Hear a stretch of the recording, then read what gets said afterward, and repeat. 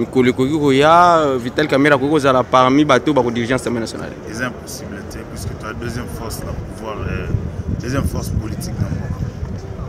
Alors, question sur Kezali, INC deuxième parti où Ezali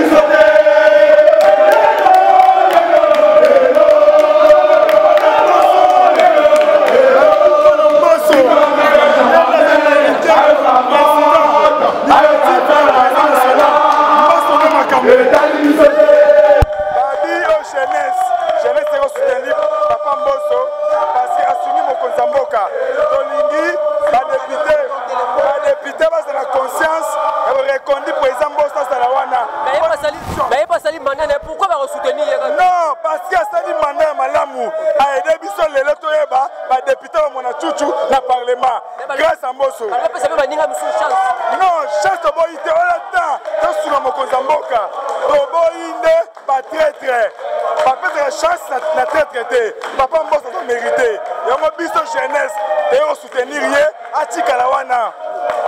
Mbote mwana mboka. Oui, Mbote mwana mboka. Il y a dit que toi déjà na parler du peuple, tout le monde bien bien c'est ça ma kassawa. Tout le monde besoin soutenir président Mbosso à maintenir toujours dans l'Assemblée nationale. Et là on dit les procédés mieux soutenir. Oui. Azamona mama papa Mbosso azamona nzambe. Oyo bana nyoso balingo zomona bana bazosenga la mokonza mboka. Abwaka miso makasi na parlement. Parlement eza place oyo simi mipeko mikonza mboka. Okoki ko tchabi tchacha te. Parlement poto tcha mwana mboka. Oboyi ko tcha ba voisin, o voisin alula. Mais balobi bango nyoso baza na union sacrée. Oboyi personnalité du texte. Oui. Muta o gérer Assemblée nationale aux le père et le maire. Oboyi de la nationalité du texte. Yango to ma Congo na libulu. Yango to boyi chez le biboye. To sangi ba député ba sa conscience. Muta o servi mo konza mboka. Papa Mbosso na âge na sala ngana oyiba suni. Oyiba te. Yango to linga sala wana akamba ba député. Bango ba union sacrée. Non, to ba union sacrée. Selon ya conduite na ye. Asoki parlement na ndanga moko yo to na police disorbi. Afutaki ba traite belé. Asuni peuple quand on yeba ba député mona chuchu grâce à Pamboso. Yango to biboye. Pouvoir e uta na peuple. Yango peuple to zongi sumboso. Azala wana Congo za posa na ye. Monsieur le journaliste, maman ko forcer ça té. Toyebi makanisi na bango nyonso bapreparaki baplan nyonso batiaki ya place na nzambe oza likolo asala moi na sanza abouleverse badonné na minute oyo toza na posa mwana mboka comme le patriarche Mbosso Mais bino loko nini esali bino vraiment ya motu ya pena bopesa mwana mboka Mbosso kodi a continuer toujours ko demeurer toujours na pouvoir wana. Mais c'est le journaliste tomoni musala sali a déboulonné système. Bamwanga chuchu abimia. Même si mwanga chuchu to wa sous-estimé ye. Mais mon ndete ba ba ifale ka mutwana. Wana chuchu ngo nani? Député wa ezalaki ya wa pion. Ya ba occidentaux, ya ba nani tout ça. Ba Rwandais azalaki wana pona kozwa ba stratégie nyonso. Oto bale ko tcha place azo dévoiler. Grâce ya Félix Tshisekedi na président Mbosso ko dekwanga abinisié. Donc, il n'y a plus de match, monsieur le journaliste, merci. J et des sciences de l'éducation de l'UNIKIN, Université de Kinshasa. Et ici où vous me trouvez, j'ai la fonction de directeur général à l'Institut supérieur des arts et métiers, ISAM Kinshasa. Et c'est ma 3e année que je suis ici comme directeur général. Le 8 mars, la fête des droits de la femme, sous un contexte de génocide à l'Est, la ministre Arbo préférait que la femme s'habille en tenue noire pour honorer la mémoire des femmes torturées, violées. Étant femme, comment vous entrevoyez, comment vous faites votre lecture? D'abord, je félicite cette initiative de la ministre. Je la soutiens à 100%. En tant que femme congolaise, je me sens moi-même vulnérable et touchée par ce qui se passe à l'Est. Nous ne pouvions pas passer cette journée sans pour autant mettre un accent sur cette situation particulière que vit la femme congolaise. On ne parlera pas seulement de la femme à l'Est, mais de la femme congolaise de manière générale. Et pour moi, cette initiative a eu pour avantage de marquer encore les esprits, de sensibiliser encore par rapport à cette situation. Nous avons vu toutes les mamans ce jour-là s'habiller en noir, ce qui est un fait très rare. Généralement, le 8 mars, toutes les femmes, même les bébés, filles, se mettent en panne. Et ce sont souvent des pannes festives, hein, avec des couleurs vives. Mais cette fois-ci, c'était le noir.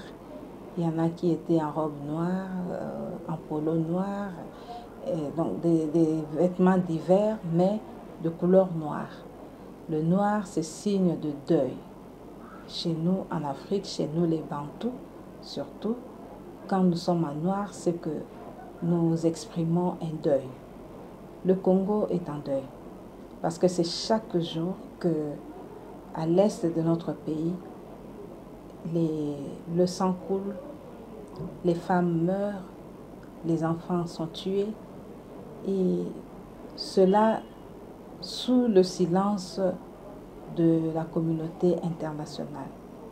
Alors, toutes les actions que nous pouvons poser sont les bienvenues pourvu que ça puisse sensibiliser. Et d'ailleurs, moi j'étais très surprise, je m'attendais à ce que lorsque j'allais allumer ma radio le lendemain, qu'on allait entendre des autres médias le fait qu'au Congo, c'était sous le signe de deuil que les femmes ont célébré cette journée. Mais à ma grande surprise, je n'ai pas entendu cela.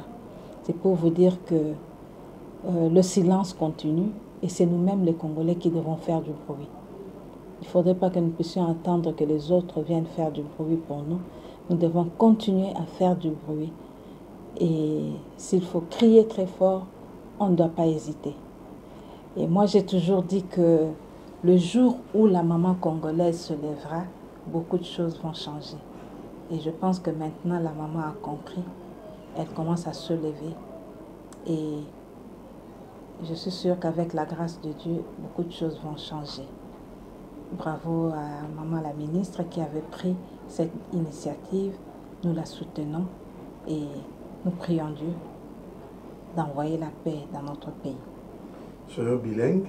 Maman, maman est Goma. Oyo bakozali baku ya kotala yo nazela ya ba chaîne sur YouTube et puis na ba partenaire ya chaîne télévisée to tchape moi moke na journal et lingala et encouragement nini étant que moi si au pays na ba maman na ba o baza victime na guerre ya est na ba oyo baza na ba problème parce que en ce moment ils appellent ba oyo bakufeli baro bazokemba na ba situation financière ya mboka bilengo bakokola message na yo eza nini na motema nyonso tu ya bo mama congolaise. Message na ngai ezali kaka te mama congolaise asengeli atikala ya kotelema alembisa maboko te pamba te ngai nalobaka ntango nyonso te libiki na biso ekouta pe na mama oyo akotelema mama congolaise soki atelemi agangi makasi aboyi mabe nakolikia te makambo mingi ekobongwana mama alembisa maboko te atikala ya kotelema esika nyonso mama azali asala mosala asala yango malamu pamba te mama asengeli koloba te esengeli ye asalisa pe mokonzi ya mboka. Mokonzi ya mboka azali na ba makanisi kitoko ebele alingi penza kosalisa mboka oyo alingi mboka oyo na motema mobimba. Honorable Kamere, assistant parlementaire Neyo, Alelio, assistant parlementaire Alelio, Kamere,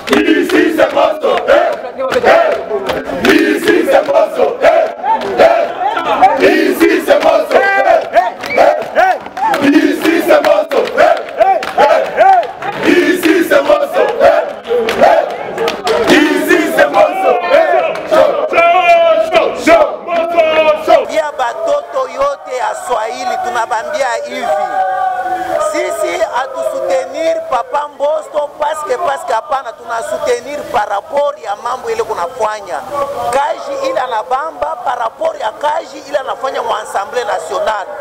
Alikuwa mtu wa kwanza anasema mwe ba député ba ku est mutoke mu mambo ya ku est kule, ile mambo ya ku est ile mwe ba député ari dénoncer, il est strict et comme logique. C'est pourquoi tukuna msoutenir parce que comme vision ya chef de l'État na anapenda amani ilurie ku est. C'est pourquoi tunasoutenir Papa Mbosso eko na luria na atekala kile kichi ni kyake. Merci.